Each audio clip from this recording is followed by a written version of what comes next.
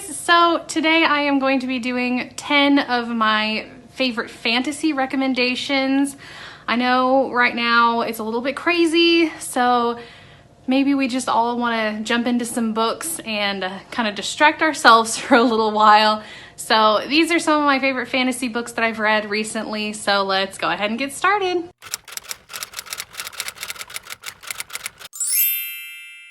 Now the first two that I'm going to talk about are less like what you would consider fantasy, but they are like contemporary with a little bit of fantasy elements. The first one is Eliza and Her Monsters by Francesca Zappia.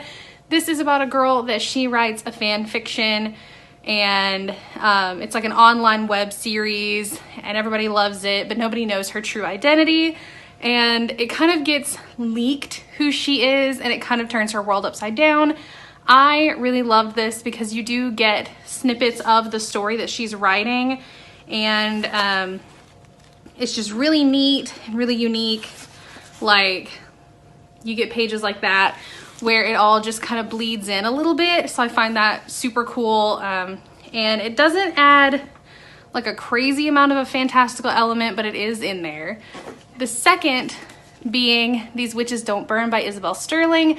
Now this is a little bit more heavy in fantasy, just because the girls are witches and there are different kinds of witches that are like trying to hunt them down, while they are also trying to figure out like their relationships between each other. And I really liked this book as well. The fantasy element was a little bit stronger, but not by much. This is definitely more contemporary, or like not light fluffy romance, but there's a little bit of romance in there, and it does take a little bit more center stage than the magic system does. So that's why I'm considering this one like super light fantasy, or like contemporary with fantasy elements in it. These next three are a little bit harder hitting, but the magic system is kind of, well, it's a little bit more pronounced, we'll call it that. The first one being The Wicker King by K.A. Ancrum, or K. Ancrum. Anyway, this book kind of hurt my soul a little bit. It is very hard hitting. It deals with mental illness, but there is a fantastical element in this book. And between the two main characters, it's very strong and very like in your face, but with everybody else in their world, not so much. So I can't really even describe this book without spoiling things. You just need to go read a synopsis for yourself. Like, it's such a good book, but like it's really hard to explain. The next book is Vicious by V.E. Schwab. Now this is about two guys that go looking basically for like supernatural abilities, and that is in the form of like, if you basically cheat death or have a near-death experience, then you are likely to get superpowers.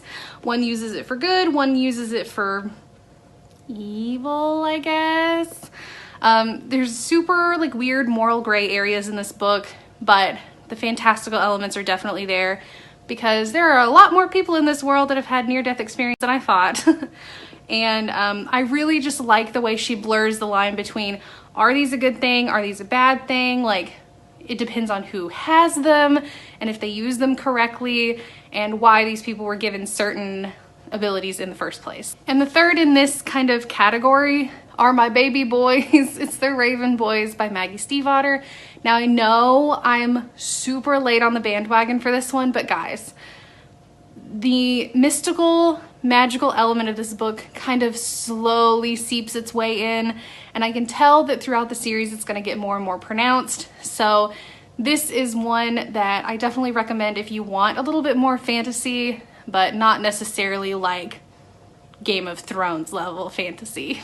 Now these next two, they're definitely fantasy, definitely, but these are starting to bridge that gap of like contemporary with some fantastical elements versus like epic fantasy, and they kind of sit in this weird, like they're definitely fantasy, but they're not like Dungeons and Dragons. So this is Night Circus by Erin Morgenstern. The reason I'm bringing it up is because Starless Sea just came out like I guess a month ago, or not even a month ago, but I definitely want people to go back and read this because it is absolutely fantastic, and it is about two magicians like kind of outdoing each other with all these like fantastical magical things in the night circus.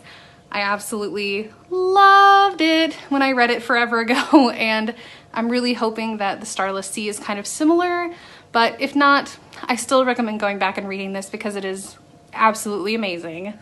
And the next one is Throne of Glass by Sarah J. Maas. If I did not include a Sarah J. Maas book in this, I swear I probably would have been disowned. I definitely love this series. Like, it's very strong fantasy elements. The only reason I'm not including Court of Thorns and Roses in this lineup is because I definitely feel like that one's more heavily romance, whereas this one definitely kind of pinpoints more of the plot and the action of a traditional fantasy novel more than those do. The next two are graphic novels that are definitely fantasy related, and I just kind of want to brush over those really quickly.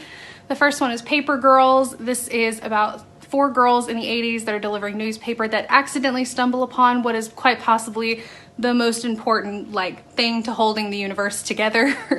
And the next one is Rat Queens.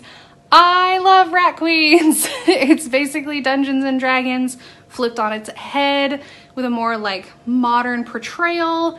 I absolutely love this series. The art style is beautiful, absolutely amazing.